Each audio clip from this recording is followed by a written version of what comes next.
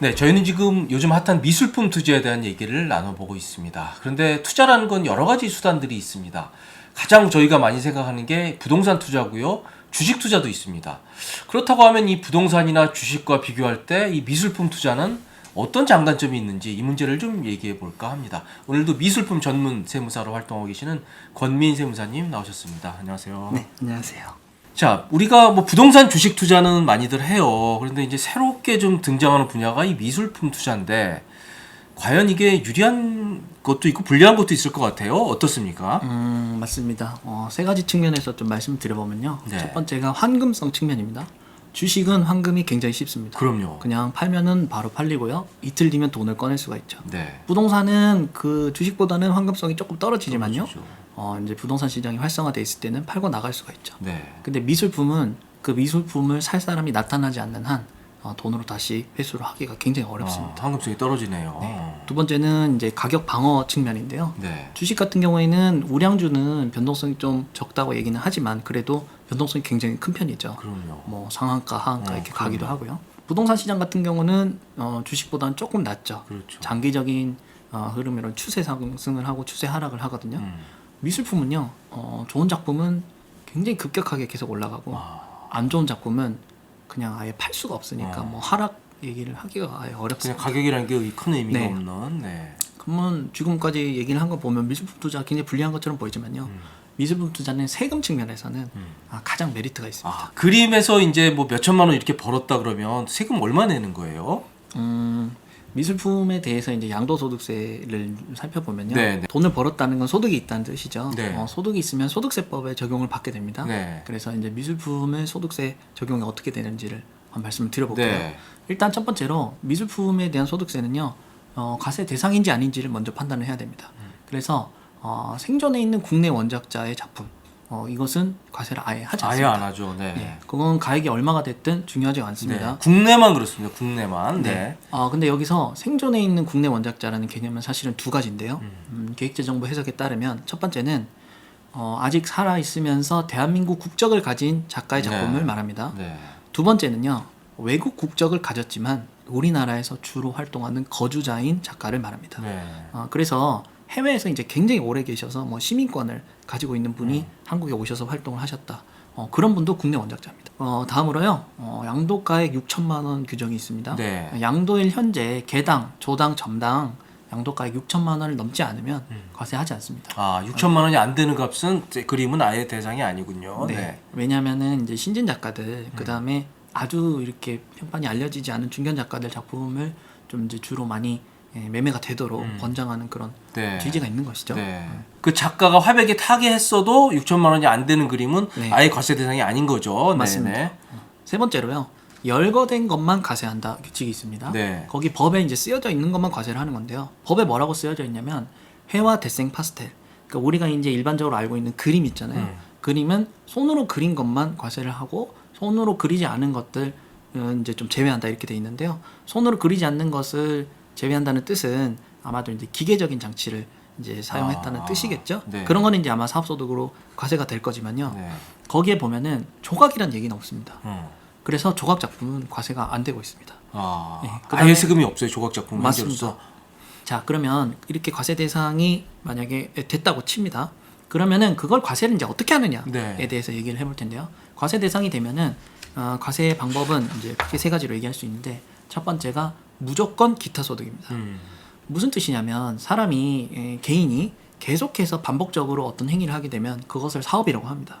그 사업에서 발생되는 소득은 사업소득이라고 하거든요. 네. 기타 소득을 판정하는 게 사업소득에 대비해서 뭐가 좋으냐. 네. 일단 첫 번째로 경비가 좋습니다.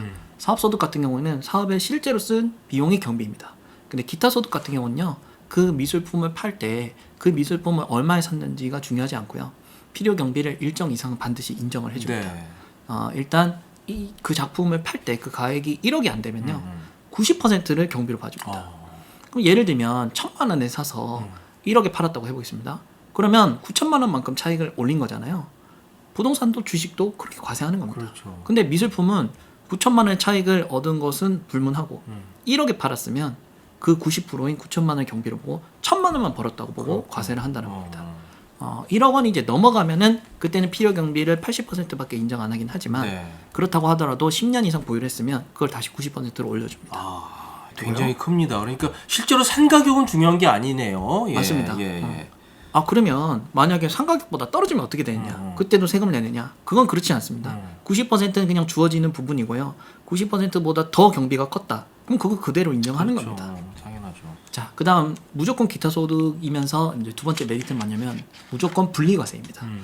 가령 이 그림을 이제 매수하시는 분들 중에서는 뭐 이렇게 직장생활 하시는 분들도 많이 계시겠지만요. 일정 이상 부를 가지신 분들이 정말 많습니다. 그렇겠죠. 그런 분들은 이제 그 종합소득에 따른 세금이 뭐 많게는 49.5%까지 이제 내고 계시기도 하죠. 그런데 미술품을 이제 사고 팔았으면은 그 소득과 합쳐서 계산하느냐? 그게 그렇지가 않습니다. 미술품으로 판 거는 부동산과 주식을 파는 것처럼 따로 띄어서 과세를 하게 돼 있기 네네. 때문에 기존에 소득이 많으신 분들에게 유리합니다. 네. 그리고 단일 세율 22%를 적용합니다. 양도소득세 같은 경우에는 이제 일반 세율 같은 경우에 6.6부터 49.5까지 누진 세율을 적용하잖아요. 근데 미술품 같은 경우에는 그냥 22% 단일 세율, 네. 단일 세율을 적용하게 돼 있습니다. 예, 예. 이런 부분에서 미술품에 양도소득세가 메리트가 있다고 할 수 있는 예, 것이죠. 예. 분리과세하기 때문에 이 종합과세 안 된다는 것도 장점이고 가장 큰 장점은 무려 90%를 필요경비를 인정을 해준다. 네. 굉장히 세금에서 유리하다. 지금 이런 설명을 하고 계십니다. 자, 그러면 그림 팔았어요. 그러면 어떻게 세무서에서 알아서 이렇게 날라옵니까? 그건 그렇진 않고요.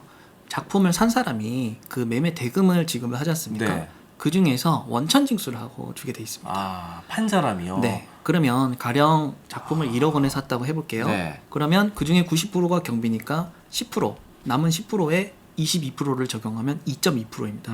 그러면 1억 원을 지급하면서 2.2%를 매수인이 떼어놓고 매도인한테 지급합니다.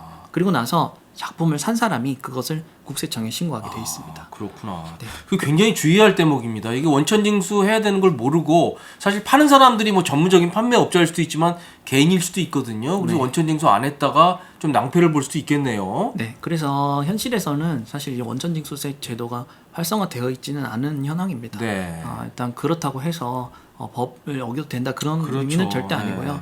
그러나 이제 그 작품에서 이제 수억 원, 수십억 원을 호가하는 그런 작품들을 사고 파시는 분들은 원천징수는 반드시 합니다. 그렇죠. 네. 해야겠죠. 그게 근거가 남는 거고요. 그런데 뭐 실제로 현실에서는 뭐 옆집에 있는 그림을 옆집으로 옮긴다 그러면 그걸 신고를 안 하는 경우도 많이 있겠다 생각은 듭니다. 예. 하나만 더 말씀드리면요. 이 미술 시장은 굉장히 국제적입니다. 네. 그러면 제 작품을 사는 사람이 외국인일 수도 있어요. 외국인이 우리나라 세법을 이해해 주길 바라는 건 조금 무리겠죠. 그렇죠. 그럴 때는 어떻게 하냐면 작품을 판 내가 스스로 원천징수해서 신고를 하게 돼 있습니다. 자, 그리고 미술품 투자가 요즘 핫해지면서요. 이게 예전에 부동산도 그런 문제가 있었어요. 아파트 같은 경우에도 개인에 대해서 규제가 많고 세금이 세니까 법인으로 아파트들 많이 샀단 말이에요. 그래서 이제 부동산 대책 나와서 그게 아주 박살이 났죠. 그런데 여전히 미술품은 법인으로 투자하는 분들이 있다고 하더라고요. 네. 어떻습니까? 일단 법인에 대한 세금 법인세는요. 네. 번 돈을 이제 전부 다 과세를 하고 거기에 쓴 돈을 이제 빼게 돼 있기 때문에 그렇죠. 그냥 90% 경비 그런 측면에서 봤을 때는 개인이 훨씬 유리합니다. 네. 그런데도 이제 법인으로 하는 이유는 뭐냐면요. 네. 법인은 그 개인이 그 작품을 팔 때 그 소득이 실현이 되는 것과는 달리 법인으로 미술 작품을 사면서 좀 조기에 세무상의 이익을 추구하는 경우가 있습니다. 네. 예를 들면 법인도 자산이 여러 개를 살 수 있어요. 네. 주식도 살 수 있고 미술품도 살 수 있지만 건물도 살 수 있고 자동차도 살 수 있고 그럼요. 컴퓨터도 살 수 있죠. 네. 근데 그 차이점이 뭐냐면 주식 같은 걸 샀을 때는 팔 때 수익을 내기 위해서 사는 것이죠. 그런데 컴퓨터 같은 것들은 사자마자 비용 처리를 하거나 그럼요. 아니면은 그게 조금 큰 자산인 경우에 5년, 10년에 걸쳐서 천천히 비용화를 시키죠. 감가상각을 그렇죠. 한다고 하는데요. 미술품 같은 경우는 조금 반반입니다. 미술품을 법인이 샀다가 거기에 대해서 수익을 내면 법인세를 당연히 내는 것이지만요. 법인이 미술품을 사자마자 비용 처리를 할 수 있는 경우가 있습니다. 두 가지 경우인데요. 네. 첫 번째는 미술품이 그 법인의 사업과 관련이 있을 때입니다. 예, 이 예를 들어서 고객들을 뭐 유치하기 위해서 걸어놨다는 식으로. 예, 그것도 네. 하나의 이유고요. 네, 네. 이 법인이 비용 처리를 할 수 있는 기준은 뭐냐면 사업과 관련해서 발생한 지출이면서 일반적으로 인정되는 통상적인 것 그리고 수익에 대응되는 것이거든요. 네. 그러면 가령 법인이 예, 그 사업에 필요해서 미술품을 샀다면 그거는 10억이 됐든 50억이 됐든 다 경비가 될 수 있습니다. 아, 그러면 이제 미술품의 매매를 사업과 관련이 있다고 얘기를 하는 거는 미술에 종사하고 있는 법인은 뭐 당연한 거고요. 갤러리 법인이라든지 이런 건 당연한 건데 호텔 있지 않습니까? 그렇죠. 호텔 같은 데서 이제 고객의 미관상, 미관상 작품을 구입한다든지 이런 미술품을 구입하자마자 전부 다 비용 처리를 네. 다 할 수 있습니다. 그런 그렇구나. 부분이 있고요. 두 그래서 번째는 그런 수요들이 많겠네요. 예, 네. 예. 자 다음으로요. 그렇지만 대부분의 법인들은 미술과 관련 없는 사업을 하고 있습니다. 네. 그 경우에는 미술품을 사지 말라는 것이냐. 왜 사업과 관련이 없으면 비용 처리가 아예 안 되거든요. 그럴 때는 그 미술품이 사무실이나 복도 등 여러 사람이 볼 수 있는 공간에 항상 전시를 한다. 그러면 그 작품은 좀 환경 미화의 목적이 있다. 또는 이제 종업원들의 어떤 창의력을 고양시키는 목적이 있다. 이렇게 봐서 그 작품이 1,000만 원이 안 되는 경우에는 전부 다 비용 처리를 할 수가 있습니다. 1,000만 원이 안 되는 네. 경우에는요. 아. 여기서 주의할 점은 여러 사람이 볼 수 있는 공간에 항상 전시를 해야 되기 때문에 그 작품을 법인의 창고에 넣어놓는다든지 아니면 이제 대표이사님 방에만 걸어놓는다든지 회장님 집에 놓으면 안 됩니다. 네, 네. 그렇게 하면 안 되고 항상 볼 수 있는 공간에 전시를 해야 합니다. 네, 그렇구나. 예. 아무튼 이 법인을 통한 이 미술품 구매가 많아지고 있는 것이 이런 식의 이제 세금상 유리한 점이 있다 이런 설명을 들었습니다. 자, 저희는 지금까지 이 미술품 거래에 있어서의 세금 문제에 대해서 자세히 알아봤습니다. 지금까지 도움이 되셨다면 구독, 좋아요 꼭 부탁드리겠습니다. 시청해 주셔서 감사합니다.